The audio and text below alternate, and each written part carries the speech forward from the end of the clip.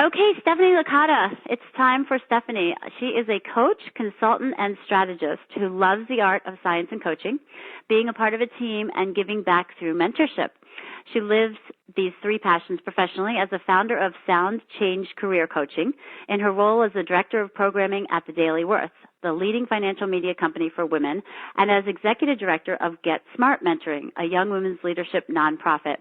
She's a trained and certified coach through New York University and the International Coaching Federation and has a master's in social and organizational psychology from Columbia University.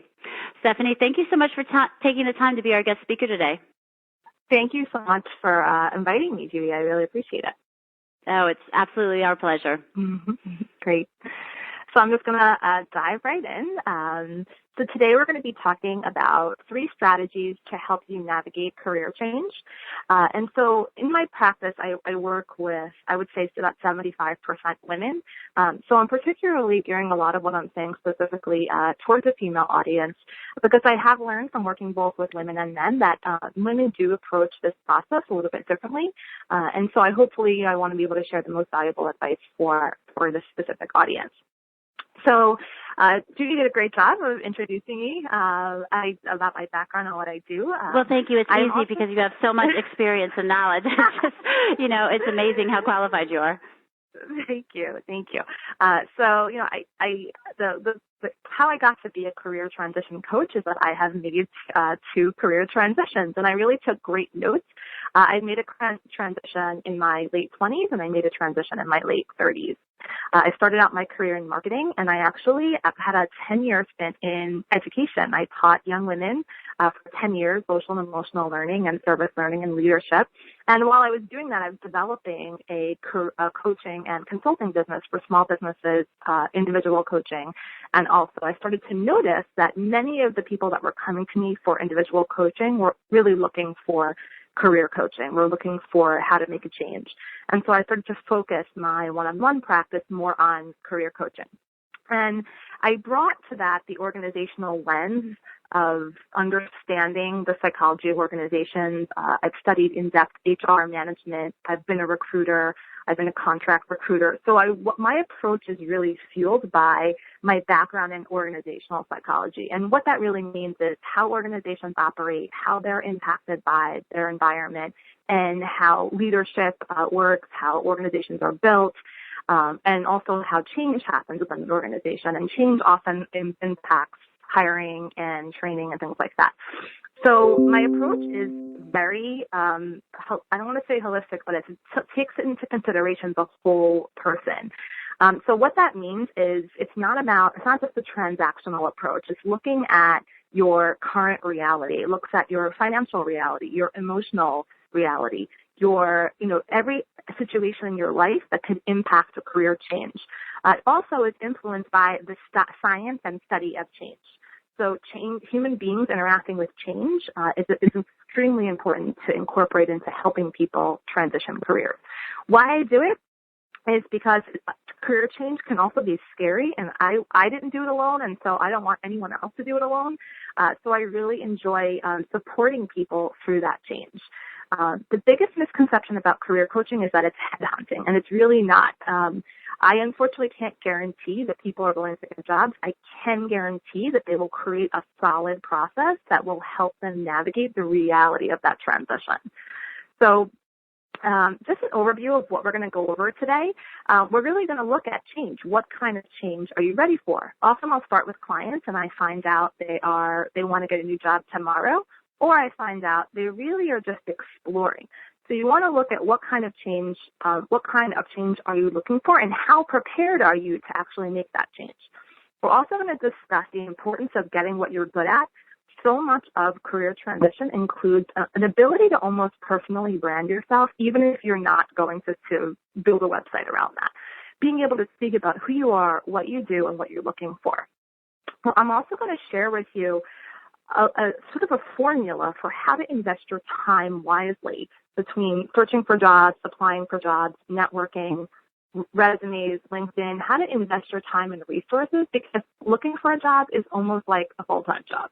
Trying to find that next career is almost a sub-career. And we're also going to look at career change findings that suit your personality and reality. One of the things I do is that I've studied the science of personality and how it affects the person in the workplace. So I really help people find the role that fits them inside the organization that fits them, because you can find a great job and it may not be at the kind of company that you would thrive in. So I really help people find organizational fit and role fit. So we're going to talk about that a little as well. So and by the way, some of these conversations are going to prompt you to ask yourself some questions. So I highly recommend, if you want to jot some thoughts down, or if we are going to have time for questions. So if you have specific questions, those 2 spots where I can answer questions. So if there's anything that comes to mind that you want to capture, I definitely suggest jotting something down. So you know what? I just want to interrupt you. I'm sorry, Stephanie. Sure. They can ask questions for the people that are on the phone, I guess. Yeah. Beth is telling me that they can press star 2. Questions can be asked by pressing star 2 on the phone during Stephanie's Q&A slides. Okay, so they can, and I think there's a little button that you can push if you're online, and you can actually email your questions also. So there's 2 different ways there. Okay. Okay, great. So the first part of really evaluating where you're at or what kind of change you're looking for is understanding where you are right now. So you may be looking for an environment change, which means you like what you do, but you don't like where you work. So the content of your work is motivating, inspiring, and maybe there's been a change in the environment. Maybe a boss has changed. Maybe an organization has been restructured. There's something about the specific environment you're in that's not working for you, and it hasn't been working for a while. So it's not like, hey, I just had a bad day today. It's really like a prolonged problem. The second place you could be in is I'm not doing what I should be doing. And this may mean an industry change. So maybe you've been fostering something on the side. Maybe you have a side business where you've been developing another skill and now you're really ready to, jump to that next place. Maybe you have a transferable skill set that you want to use in a different industry. So this is when you're really looking to shift industries. The third place you could be in is I'm considering entrepreneurship. So this could also mean that you're looking to be a consultant, or you have a developed expertise in an area where you feel comfortable and confident, and you know that you could easily, interact and make business transactions. You have something valuable that people want and that people would want to hire you for or purchase. It is not about having an idea. An idea is wonderful. Considering entrepreneurship means you have a developed idea and you have the financial reality to go and launch that idea. So I support a lot of people who come to me after they have thought being an entrepreneur was going to be a 1, 2, 3 thing. And I can tell you that it's a much bigger process, and most of us who've done it know that. And so I really support people in being smart about that and considering their financial reality. The fourth place you could be in is I have no idea what's going on. I just know I'm not fulfilled. And this may be a place where you're really searching. You're looking for some indicator of what kind of change you should be making. And there's nothing wrong with this place at all. You're smart. Your intuition will tell you when, hey, this doesn't feel right now, and I've got to sort of explore what about it needs to change. So this fourth place is fine. It's an information gathering place where you'll be able to start to look around in your job situation, your career situation, and gather information. So here's the other thing, is to assess here's how you assess your situation to find out how ready you are for change. The other thing is you have all the answers. There are no gurus. There are no that biggest expert on your life is you. And the people that you want to rely on to advise you are people who maybe have accomplished or achieved something that you're seeking to accomplish or achieve. So I always ask people on a scale of 1 to 5, 5 being extremely satisfied, 1 being extremely dissatisfied, how do you feel about your current career? So for some of you, you may have a number in your head that's really easy to pick out. Oh, it's a 1. Like, I've been dealing with this for a long time. For some of you, it may be a 3 or a 4, and maybe there's a couple of things that you're not sure about. The next question I usually ask people, and what you want to consider if you're listening, is how long have you been contemplating a change? There are some people that come to me after they've been contemplating a change for 5 years, and it's more about, they need a coach to help them make those moves and hold them accountable to do what they said they were going to do. What does the future look like if you don't make any change? So this is about understanding the impact on the quality of your life that not making a change could have. And this is about asking yourself some really tough questions. Career change, unfortunately, I'm very straight up with people. I'm an optimist realist. Career change, is not as simple as it was 15 years ago. In 1997, I opened up the local paper and I circled 5 jobs. I got 3 interviews and I got offered 2 of those jobs and I took one of them. The whole process was seamless, almost seamless. In 2015, 250, 300 people are applying for a job. And it's a whole other system and a whole other layer of hiring that has changed. Technology has made it easier to apply, but it's also increased the competitiveness. So it's important to just sort of understand, what does the future look like if I don't make any change, and what will be the impact on my own life? And then it's also important to ask yourself, is it your job or something else? So a number of times I've worked with clients, and what we've gotten to is that it's really not their job. It's that sometimes when we don't want to look at other areas of my life, we look for what's wrong in our job. And I've worked with a couple of people who've actually come through full cycle with me only to realize that it's not their career that needed changing. It was something else in their life that needed to be developed. So it's very important to ask yourself all of these questions before you launch into this process, or as you're launching into a career change process. So once I start working with people, the first thing we go to town with is really articulating your skill sets. And particularly with women, sometimes I help them write an elevator pitch, and they'll send me something, and I'll tweak it, and I'll send it back to them, and they'll say, you make me sound too good. Like, that, I sound too awesome. Like, no, I don't feel comfortable saying all these great things about myself. So we often can't see all the things we're qualified for. Someone who's worked in recruiting and who's created job descriptions, I can hear in someone speaking what they're great at. I can tell from their verbiage, from their language, what they are proficient in. And so sometimes I will ask people specific questions about what they've done in a certain job, and I will say, okay, if you've managed a team of 6 to launch a product after a year, there's 5 things I could say that you are qualified for. You're qualified for product development. You're qualified for team management. You're qualified for managing virtual teams. So many things that people don't realize that they're qualified for that are transferable into other industries. So transferable skills and why they are gold is because when you know them, you can speak them. And when you can speak them, you can network better, and you can also evaluate job descriptions better. So there are a few ways to do this. Something I give my clients is called an ONET skills assessment. And ONET is a national online database that basically collects job descriptions. It collects profiles of people who have certain jobs. It'll collect salary information. It'll even drill down into the values that a person who has this job usually has. It's an absolute invaluable resource.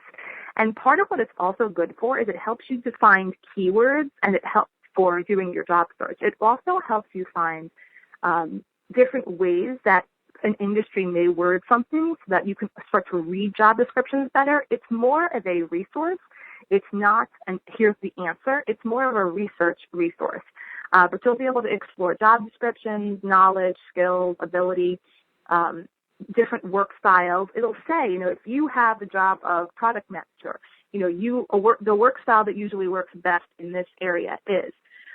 So it really is a wonderful resource. That skills assessment test is also going to spit out different jobs that you may be great for. Now, for example, I always get CEO, right? Now, I'm not a CEO, but if you click on the job description, you will see the tasks and the personality pieces that are associated with that job. So even if you take this assessment and you get a job that makes no sense to you, I encourage you to click on it anyway. And what you want to notice is the similarity between some of these jobs, the similarity in the tasks, and the similarity in the personality features. And it's a wonderful self-discovery tool. If you're a budding entrepreneur, I alluded to this before, the unfiltered reality. Sometimes we look to social media and we see all of these people claiming to have a lot of these, giant launches and giant this and giant that. And that's wonderful. The unfiltered reality is it's the hardest job you will ever have is working for yourself.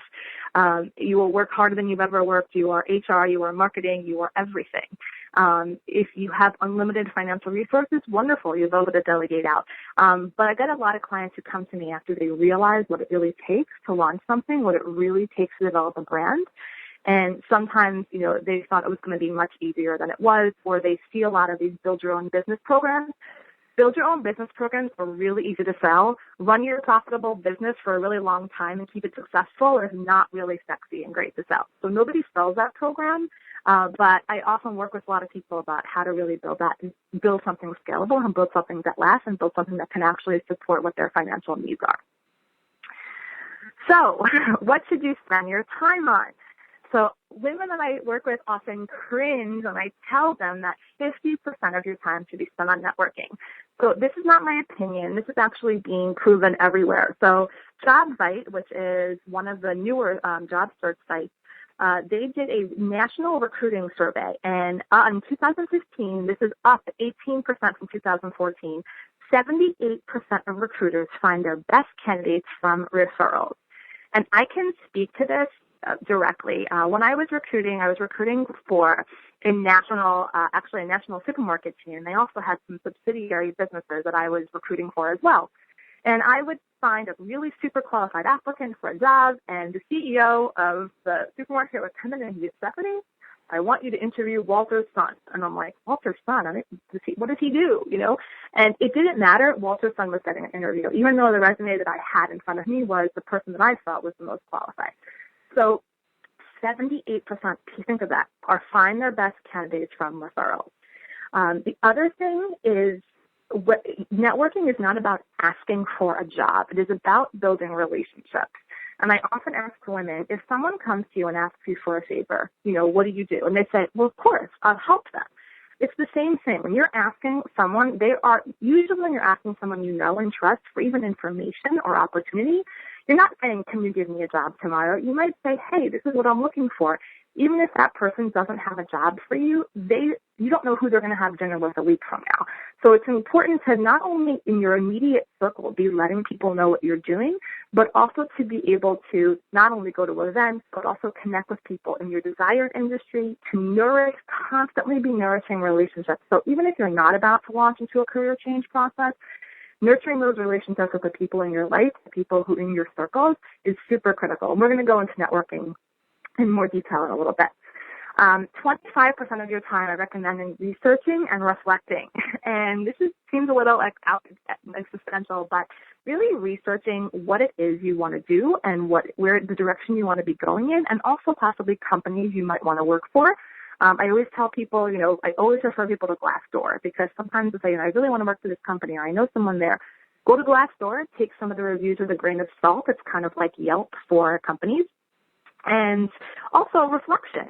What if I make this change? How else does that impact my life? It's not about overthinking. It's really about just reflecting in context of your other circumstances.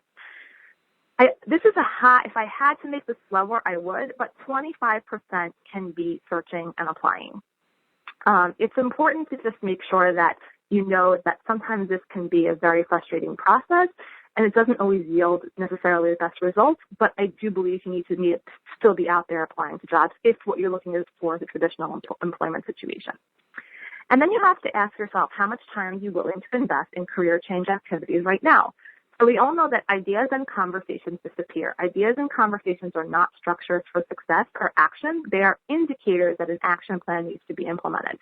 So even if you block out 1 or 2 hours a week, fine. That's fine. If you want to say, hey, I'm going to spend my Saturday mornings for the next month dedicated to this, unless you actually dedicate time to it, unless you actually make it critical to you, it becomes a fleeting idea and it starts to gnaw at you. Oh, I think I should do this.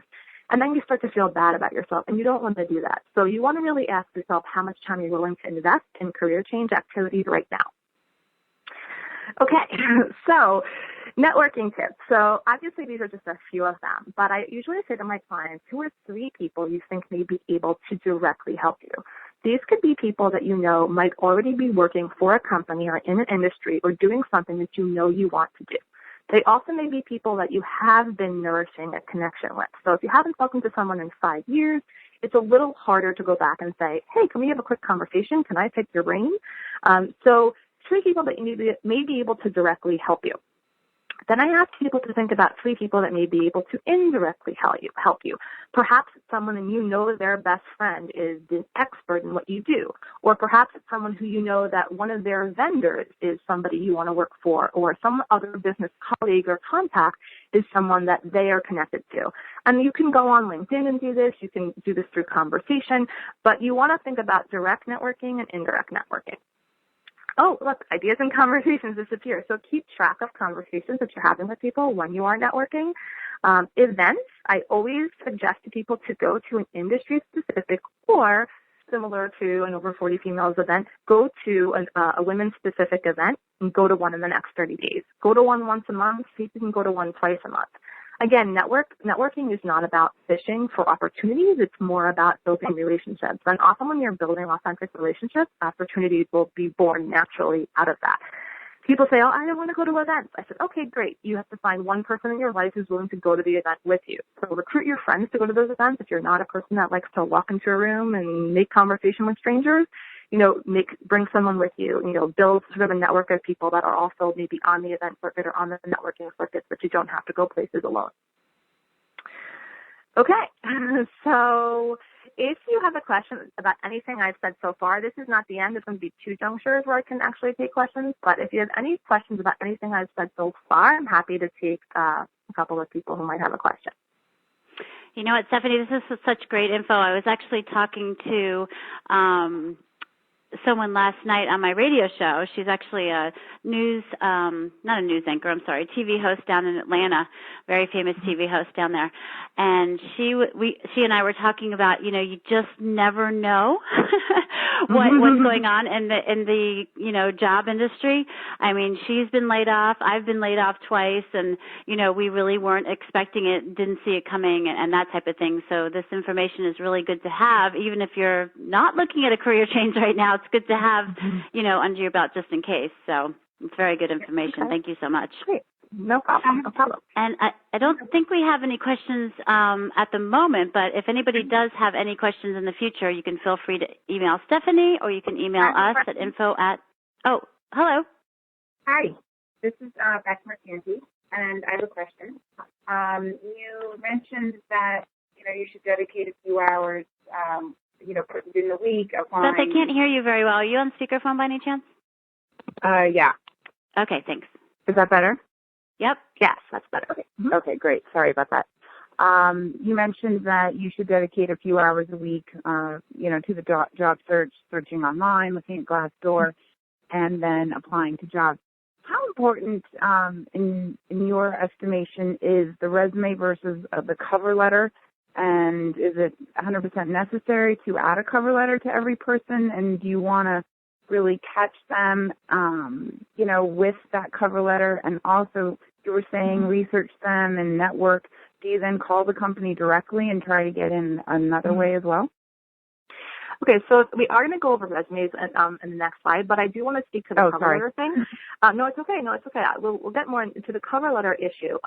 Companies will often tell you, if they ask for it, give it to them. And the cover letter is also an opportunity to expand or storytell on something that you probably can't expand on in your resume. Newer companies are saying, hey, we want to know you. We love cover letters. We want to know something about you. So cover letters are also a great place, again, to extrapolate on something you would like to expand on more that you can't really do in your resume. So that's going to be per job. There's no hard and fast one about that. You're going to have to, if they ask directly for it, definitely send it. I never tell people not to send one if it's an option. If it is an option, do it. And when you're doing it, make sure you reference the company, their mission, and specifically align yourself to the role and give metrics for success that you've had that are relevant to the role, that show your experience. But we will get into its role and sort of the resume role as well. As far as calling the company, there's two different schools of thought on this. One, hiring is not always internal. Sometimes hiring is external. So there's a fuzzy place about that, and sometimes you're dealing with an outside source.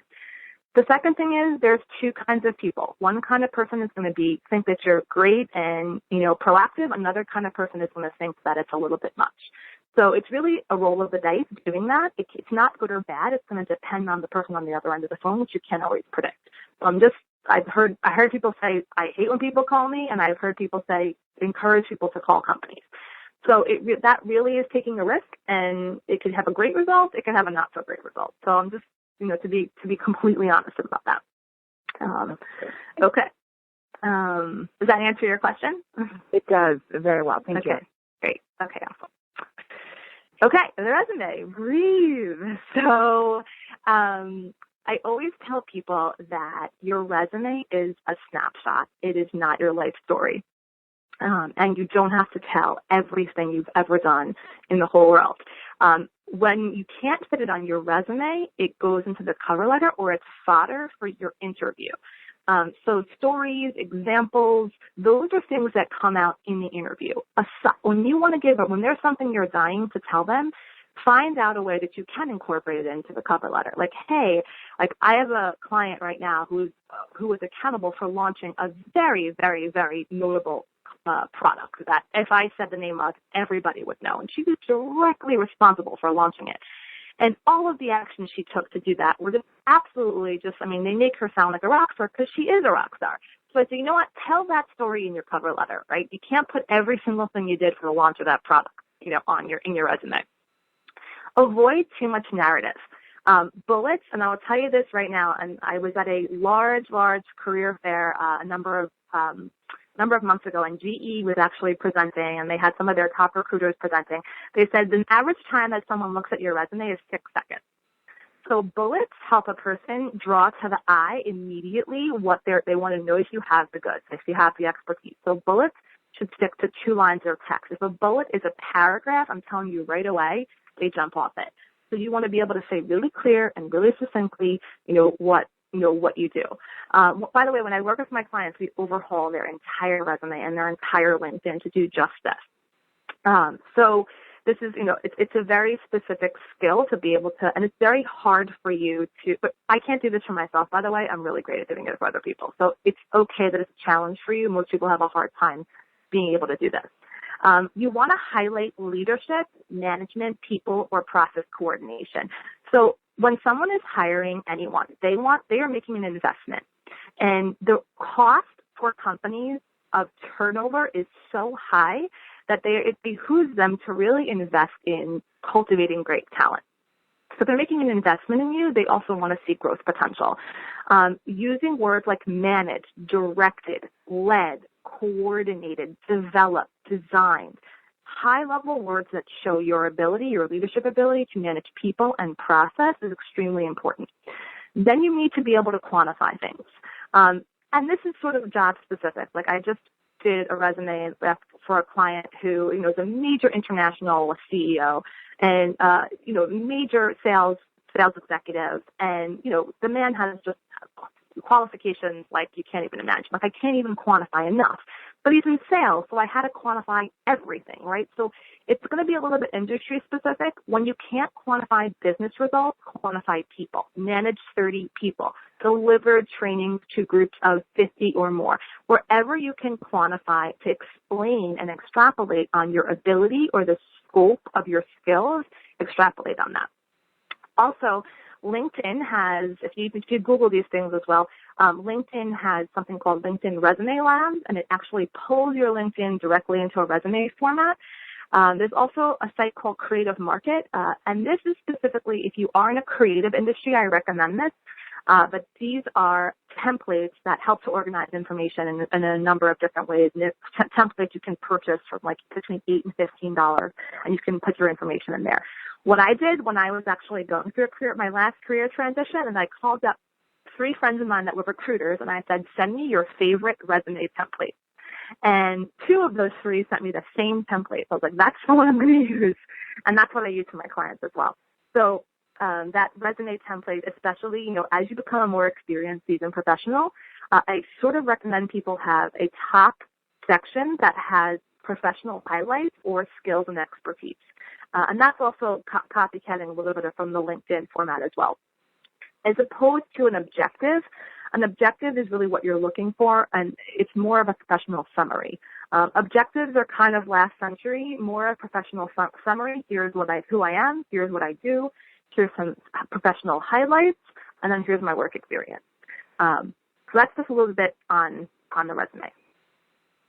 Okay, LinkedIn. Also, in that JobBite recruiter survey, only 4% of recruiters said they do not use social media or online tools to find candidates, which means 96% of these people are using social media, including LinkedIn. So building your profile. A lot of people ask me, is the LinkedIn profile identical to the resume? And I will tell you this, yes and no. So it should follow the same chronological. It should follow the pattern of the jobs that you share should follow the same order. But it's a little bit different. You don't have to put every single bullet that you have for every position on LinkedIn. You can make a more abbreviated version. Something you can also do is a small 2 or 3 sentences of narrative about the job, and then you can just highlight key achievements. And what this does is solve that quantify problem. So, for example, if I was the director of programming at Daily Worth, I would say, in this role, I ran a sponsored content platform, supporting over 40 financial and career professionals geared towards women. Here's how I did that. And I might give a couple of metrics or a couple of key accomplishments, like doubled revenue between April and December of 2015, things like that. So those are some things that you might want to do. Skills and endorsements. These are just ways of building credibility. So you add the skills that you have on your LinkedIn, and I always encourage people when they are job searching to go and endorse people once a week. Endorse a slew of people that you know for things you feel comfortable endorsing them for, because what they do is they endorse you back. And so that starts to build your credibility. Most of my top skills on my LinkedIn profile have over 100 endorsements on them. And what that says to people is that I build relationships and people know they can count on me for things, for certain skills. So there's also, the quick way to endorse people is using the LinkedIn app. So you don't actually have to go to everybody's profile. There's actually inside the app, you can quickly endorse people without having to go to their profile. It'll bring up the person and the skill. And the job app is actually specifically for looking for jobs, and it also allows you to automatically apply just by, if a job on LinkedIn has apply in profile, it'll allow you to apply with just a tap, and it'll submit your LinkedIn profile to apply. It's also a wonderful source of direct and indirect contact. So when you look at a connection that you have, you can also see how they're connected to somebody else. And I've used this a number of times. One of my famous blog posts is how LinkedIn got me on TV. And I was a process consultant for the International Coaching Federation, and I saw that I was connected with one of the former presidents of the ICF, and so I connected with her. We started up a conversation. A couple of weeks later, I was a guest on her cable TV show, and I have a media asset now, a 30-minute reel where I'm being interviewed about what I do, and I now have that on my site. That was all just through LinkedIn. Also, if you're a job seeker, the job seeker version of LinkedIn is $29.99 a month. What that does is it puts you in a pool of seeking without, nobody will know. Like if you're concerned that someone's going to know that you're seeking, it's fine. It just earmarks you for recruiters in the recruiter version that you are seeking. What it also does is when you are applying to jobs on LinkedIn, it will tell you where you rank in the qualifications of all the other applicants. It'll also give you more highlighted information than just having the regular free membership. The job seeker version also allows you to directly message, I believe, 12 people a month. You can actually directly message people, which goes back to that, should I call? You have the ability to do direct LinkedIn message when you're on the job seeker plan. So it's something, worth trying out. I'm recommending a really good friend of mine named Karen Yankovich. She has a program. She's a LinkedIn evangelist. She calls herself, and she has a program called Links Up in 30, and it's a 30-day free program it's a 30-day LinkedIn challenge. And so if you look her up, you'll be able to find that. But it's all tips and tricks to really help you revolutionize your LinkedIn profile and make it the best it can possibly be. Okay. So the online job search vortex. I know I'm giving you a lot of information. This is some of what I discussed with my clients over the course of 2 months. So I'm giving you all the best stuff. the online job search vortex. So what it's like for people hiring. So me being a recruiter, I was using LinkedIn and Indeed when I was contract recruiting for a number of companies. And what it's like for us is that we post one job, and probably within 2 weeks, we could have close to 150 to 200 applicants. And sometimes the reality is you don't have time to go through them all. There also is the reliability of job posts. And also what it's like for people who are hiring is that, again, I told you that story of the CEO who came in and told me to talk to his friend's son. We are not always in full control of the process. If people want us to talk to referrals, things like that, sometimes you just don't have it. You don't always have the say. And it's important to understand that. And that's why building that referral network is critical. The reliability of job posts. Sometimes jobs are posted and they're not actually available. And that's because legally sometimes they have to post jobs. If they're going to know they're going to hire someone internally, they have to show some, depending on industry. For example, education is like this. You can't just hire someone inside the school. You have to legally post the job. So that's just, helping you understand why not to spend all your time there. The truths of the hiring cycle, and you can find evidence of this anywhere. If you look online, there was a USA Today article about this. It can take 3, 6, even 9 months, even more. The hiring cycle the process has gotten layered. Again, if hiring is being outsourced, you're dealing with the communication issue with the external hiring and the internal people and budgets and who's ready and who's going to train them. So you're dealing with a lot of layers of communication, and a lot of people expect that it's going to be much shorter than it is, and they get nervous, and then they start badgering the people. And what that does is it breaks down the relationship or the chance of you getting hired. It's supposed to take a long time. Unfortunately, it's just not quick when you're going through that traditional process. These are some of the major players: LinkedIn, Indeed, The Ladders, Glassdoor, Idealist. There's a lot more. Job Site, Simply Hired. There's also the Muse. So there's a number of sites, and there's also industry-specific sites which you might know inside of some of your industry. So a career change plan, these are the phases of it where you really need centering. You have to ask yourself, what do you want? You have to ask yourself, when do you want it by? You have to ask yourself some of the financial questions that you have to get straightened out for yourself. So it's important to sort of be able to articulate and center yourself in what it is you're looking to do. The next phase of the career change plan is dipping your toe in the water. It's putting yourself out there. It's very much like dating. Dating and career change are so similar. And it's the same thing. You don't want to go from bad relationship to bad relationship, and you don't want to go from career that's not a fit to another career that's not a fit. So it's so critical to ask yourself questions in between, making career moves. You want to dip your toe in the water. You want to apply to a few jobs. I had a client that was at about session 6, and she just couldn't move. She's like, Stephanie, I'm just so scared. I said to her, Cheryl, I said, do you know if you go on one of these job interviews, like, you don't have to take it? And she was like, oh, she just got like a sigh let out. It's okay.